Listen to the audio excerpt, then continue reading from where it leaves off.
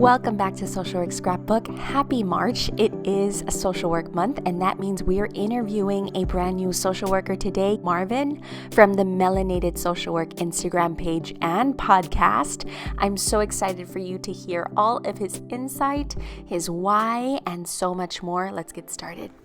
What's up, everybody? Marvin Tolliver here. Excited to share a little bit more about me. I'm a licensed clinical social worker here in Philadelphia. So I was acknowledged we are on the stolen land of the Lenape tribe. Originally from Oakland, California, East Oakland to be exact. It matters. Shout out to the Bay Area. Definitely love and miss y'all out there. For school, I went to undergrad at San Diego State. I actually majored in communication with a minor in sociology. And then for grad school, I went to Boston College, and that's where I met Jesse, Josh, and Michael from Melanated Social Work. I am a therapist. I am part of a group practice called the Radical Therapy Center here in Philadelphia. I'm also 1/4 of Melanated Social Work. We're 4 male social workers of color looking to end the stigma of mental health in Black and Brown communities. I am a consultant. I am a supervisor. I am a guest lecturer. I facilitate trainings and workshops and healing spaces. So I do all of those things kind of like a social work entrepreneur. So officially, I have been a social worker since 2016 when we graduated. Unofficially, I've been a social worker pretty much all my life. I can remember back to like middle school where I was trying to like help people out and resolve the conflicts. That's a really good question. So I chose social work because I wish that I had one when I was younger. In my earlier days, I dealt with a lot of identity things. Growing up as a queer, bisexual Black man in Oakland, California, queerness was not something that you were proud of, that many folks were open about, especially at the schools that I attended. And so there was a lot of shame around it. There was a lot of guilt behind it. There was a lot of hiding of who I was and really questioning if I was good enough or if I, was right. And so, I really wish that I had someone that I could talk to during that time. And so I want to be that for folks, and not just for queer folks, but for anybody that feels like they don't have a voice or that they just need a little bit more support or just like someone positive in their life that's not going to judge them and just really hold them in a way that I wasn't held. And so I think that's the main reason. I think, learning more about more of the macro issues about, white supremacy and patriarchy and things like that, that definitely plays a part as well because, these things are happening on such a large scale. Having the privilege to live in so many different cities and see the same things happening to Black and Brown folks, it's like, this is bigger than, one city. It's a systemic issue. It's an institutional issue. And these things need to be addressed and they need to be fixed. And so that's the other piece as well, is that, the Black and Brown communities are suffering and it's intentional. And we really need to call it out and change it. Some of the things that happen that kind of stick out are more like the microaggressions that happen. There are not many folks that look like me that are social workers. And I remember going to court with some of my clients and being mistaken for the person that was supposed to be sitting to see the judge. And so I was never assumed to be the lawyer, never assumed to be the social worker. Kind of annoying. Another thing is that I was called angry in a meeting by a white woman because I disagreed with what she thought that me and my team should do. She went ahead and told my immediate supervisor that I was angry and this is something that I think you should work on with him. They're just like, okay. So I actually was not angry at all. I didn't raise my voice. It was the same conversational tone that I'm using right now. One of the counselors that was in the meeting said it in a way that I didn't want to assume, but she said that there was nothing angry about you, but your skin color was probably angry to her. And I was just like, wow, probably right. So unfortunately, as Black men in this field, we face some microaggressions and some problematic shit, but I think that's why it's important to have more of us in the field. So what are 3 things you do for self-care?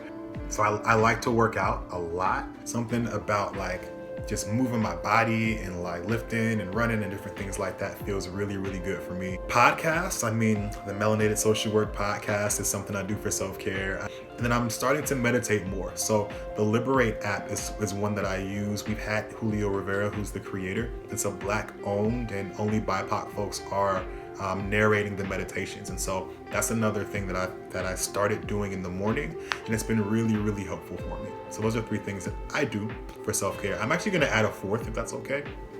And that's I lean into my community. So I make sure that I'm checking in with my village, my family, my friends. And so like during this pandemic, I live alone, and so like lots of times I'm like just here by myself. So I always like to have these Zoom or FaceTime calls with friends just to like, you know, get that energy. Even though it's not in person, it is energy that I do love and I miss. You know, Melanated Social Work has come up with what's called a liberation counseling framework. And that's probably the intervention I use the most. So it's very client-centered.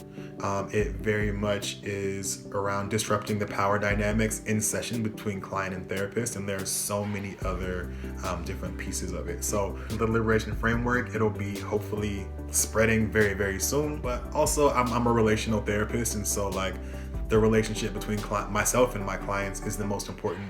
Then I'll pull from things like CBT, narrative, solution focused, but I typically cater my style based on what my clients need rather than the other way around. And so I think that's a lot more helpful. So if I was not a social worker, I have 2 answers for this. So I would either be a firefighter, so still a helper, but just in a different capacity. The fire engine was always like super dope to me. Just, I don't know, it was always dope. Just the idea of like going in a building and saving somebody or like putting out fires. The second thing is I would probably be a professional wrestler. I used to love WWF, it's called WWE now, growing up. And I could always see myself like either being like, I think I would be a really good bad guy or like heel character. I think I'd be really good at it. I don't know, something about it that seems difficult, athletic, you know, being able to entertain folks. So either a firefighter or a professional wrestler. So you can follow me on Instagram at mtolliver_LCSW. Follow the Radical Therapy Center at Radical Therapy Center. Follow Melanated Social Work at Melanated Social Work. We have some dope merchandise. This is something that's coming out very soon. Visit us at www.melanatedsocialwork.com. We do a lot of dope things. ASWB exam prep, that is really dope. The next one should be in May. We have the Melanated Social Work Book Club. We'll be starting again with Melanated Mindful Mondays very soon. So tune in, follow us. We're doing dope shit. And again, liberation counseling, look out for that because we're going to be offering some opportunities for that as well. I'm trying to answer these as fast as I can. Let me see. Neither. I actually do not drink coffee. I haven't drank coffee since like elementary school. I am definitely team iPhone. It's hella annoying when you're trying to send a text message or it's a group chat and you see that green in the background. No one wants that. Team iPhone right here. Definitely sunset. I am a Leo, so I am definitely an extrovert. I like attention. I'm not gonna lie to y'all. I'm gonna choose city. This winter has been cold, so I'm ready for summer. I'm ready to be outside on somebody's beach. Ooh. I'm gonna choose nap. It's gonna be a nap for me. Yeah, naps are nice. The Melanated Social Work podcast. That is a dope podcast. I haven't talked about that so very much, but we had so many dope guests. We've had Melody Thornton, formerly of the Pussycat Dolls. We've had NASW, the president and the vice president of Diversity, Equity, and Inclusion. We've had Stick from the legendary hip hop group Dead Prez. We've had Rachel Cargo, Feminista Jones. We've had so many dope guests, so check it out. Thank you all for listening. I hope that you learned a little bit more about me. Shout out to Lauren and the folks at Social Work Scrapbook. Hope y'all have a great weekend, wearing your masks, you're getting vaccinated, so outside can finally open back. And for even more from Melanated Social Work, I have actually interviewed another member of their wonderful group. You can check that out. The interview is linked on the screen. Until next time, I'm wishing you social work success.